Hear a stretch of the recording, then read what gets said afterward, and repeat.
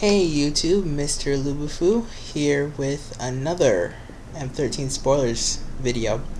This is the last week where they're giving the spoilers that are in Duels of the Planeswalkers, or D13 or whatever they're calling it. So that are in, they said are in that game, so they're giving us some spoilers this week. Next week is all about the game, and the week after they finish up the spoilers.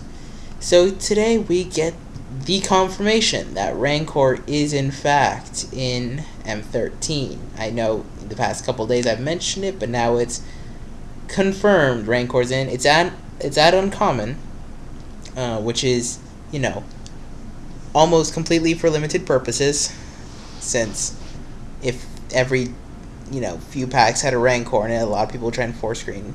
So it's an uncommon, it's a good card. I already have my ideas for a deck with this thing. But yeah, it's pretty good. Oh, I just realized I did not talk about the amazing spoiler from Channel Fireball. Generally, Luis Scott Vargas previews one card. They give him a card to talk about. In Absent Restored, it was Bonfire of the Damned, and here we have Thrag Tusk. It's a 5-mana 5/3. When it enters the battlefield, you gain 5 life. When it leaves the battlefield, put a 3/3 green beast creature token on the battlefield. This is pretty good. I'm not gonna lie. It's really good. I like the 5 gain 5 life, the 3/3 beast token because it's 3 toughness. It's pretty clever. But yeah, this is pretty good.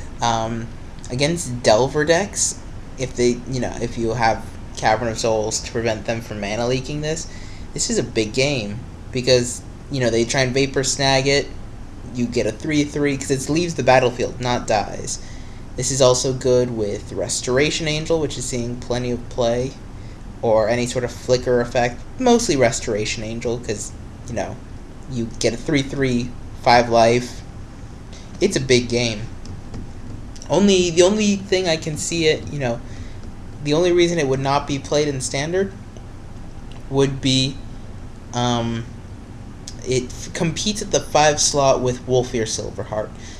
But this is pretty good, nevertheless. I honestly think that this has some Standard playability, and I'm normally pretty sketchy when it comes to Standard playable stuff.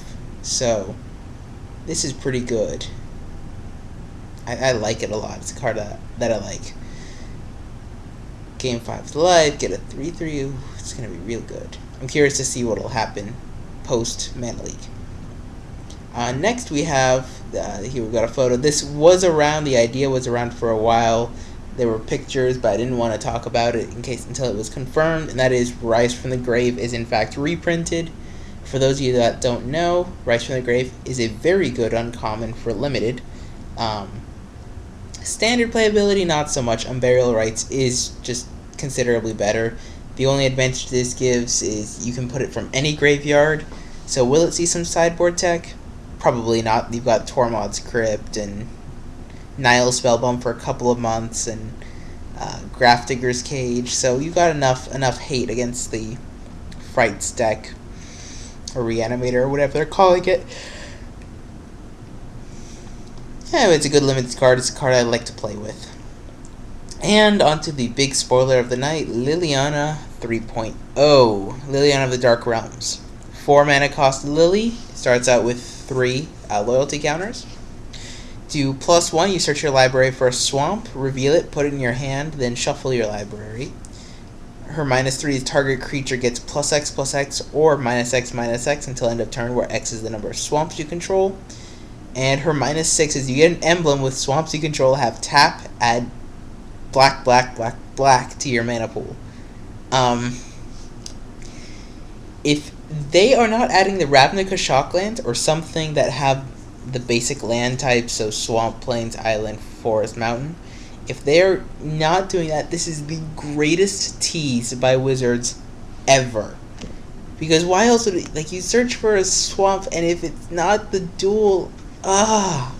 Anyway, that is something that is just bothering me if they don't do it. But please, my guess, and I'm calling it now, people feel free to, if I'm right, I'm gonna laugh and the 99% chance that I'm wrong, you guys are probably going to laugh at me, but I get trolled anyway. So, right now, if you look at the numbers, or the numbers for the available cards that can fit in, there's not enough spoilers, or there's not enough space. I mean, pretty sure that there's not enough space to fit in all 10 of the Shocklands in M13. And to be honest, to put in 10 Shocklands in a core set would make drafting, especially sealed, kind of rough, because you could open up 3 or 4 dual lands and just be, absolutely wrecked. So my guess is that they're going to put 5 of the Shocklands in M13, or they're going to do 4 in M13 and split the others 5 or 6 among the first couple Ravnica sets. So they could do like a 4-3-3 split, or 5-3-2, something along those lines. Maybe have some new lands that they're going to have in Ravnica. Who knows? My guess is that they're printing some of the Shocklands in M13. Yeah.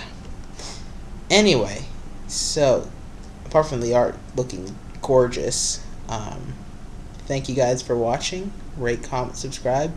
Let me know what you think of Liliana. I didn't give you my opinion. I don't think she's that good. She's a 4-cost Planeswalker. Good and aggressively costed. She can... I mean, the fact is, if you cast her and you want to kill anything, she has to die, which is kind of on the rough side. She protects herself after a turn, which is a big deal. I mean, with... Okay. Jace 2.0, I know he's the best Planeswalker ever. He had bounce right away.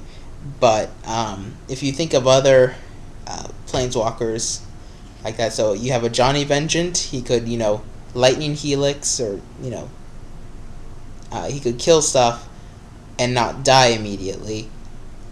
You could have Timeo tap stuff, but she's 5. Elspeth would make tokens and not die. Koth is different. He doesn't necessarily protect himself and was only really good in mono red. Tibble doesn't count because he's horrible.